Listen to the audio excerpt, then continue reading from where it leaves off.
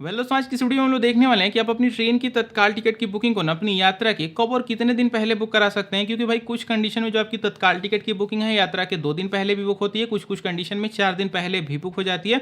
आपको मैं सारे रूल्स और रेगुलेशन को बिल्कुल ईजी वर्ड में बताने वाला हूँ, वो भी एक एग्जाम्पल के साथ। शुरू करते हैं। तो यहाँ पे सबसे पहले हम लोग समझते हैं कि जो तत्काल टिकट है ना वो कितने बजे से बुकिंग होना शुरू हो जाती है, यानी कि टाइमिंग को लेकर के क्या रूल है। तो यहाँ पे जो टाइमिंग को लेकर के रूल बनाया गया है ना, ये क्लास के हिसाब से बनाया गया है। अगर आपको किसी भी एक नॉन एसी क्लास की तत्काल टिकट की बुकिंग को करानी है, नॉन एसी में कहने का मतलब अगर आपको स्लीपर की बुकिंग को करानी है या फिर 2S जिसको सेकंड सीटिंग बोला जाता है ना, तो इसकी जो टाइमिंग है वो 11 AM है, यानी कि सुबह 11 बजे से तत्काल टिकट की जो बुकिंग है नॉन एसी क्लासेस के लिए शुरू हो जाती है। अगर आपको किसी भी एक एसी की क्लास की तत्काल टिकट की बुकिंग को करानी है, एसी की क्लास कहने का मतलब second AC, third AC economy, chair car, मतलब कोई भी एक एसी क्लास है, तो इसकी जो बुकिंग की टाइमिंग रेलवे ने बनाई है वो बनाई है सुबह के 10 बजे। एक इंपॉर्टेंट चीज़ का ध्यान दीजिएगा, अगर आप यहाँ पे पार्टनर एप्लीकेशन जो होते हैं ना, जैसे IRCTC का ऐप हो गया और रेल वन एप्लीकेशन हो गया, इनमें जो बुकिंग की टाइम मैंने आपको बताई एग्जैक्ट सेम रहेगी, लेकिन इन दोनों एप्लीकेशन को छोड़ करके मार्केट में जितने भी एप्लीकेशन ऑनलाइन मोड में मौजूद है ना, उनमें जो बुकिंग है 10 से 15 मिनट लेट से शुरू होती है, तो इस चीज़ का ध्यान रखिएगा।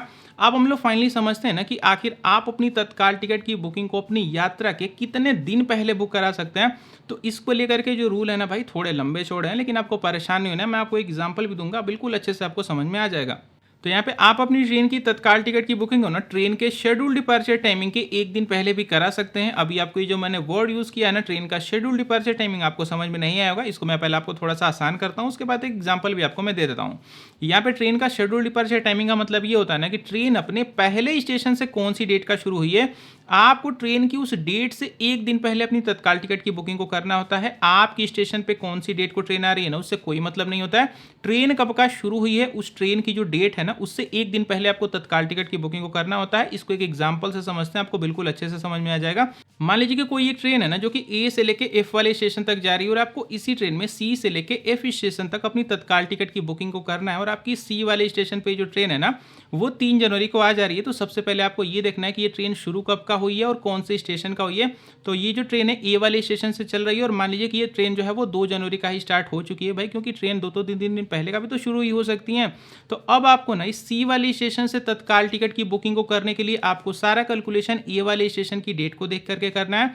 तो यानी कि सी वाले स्टेशन की तत्काल टिकट की जो बुकिंग है ना वो 1 जनवरी को ओपन होगी। क्यों? क्योंकि आप देख पा रहे हैं कि जो ट्रेन है ए वाले स्टेशन से 2 तारीख का चली है, तो 2 तारीख से एक दिन पहले यानी कि 1 जनवरी को ही सी वाले स्टेशन के लिए ट्रेन का जो तत्काल टिकट है वो ओपन हो जाएगा।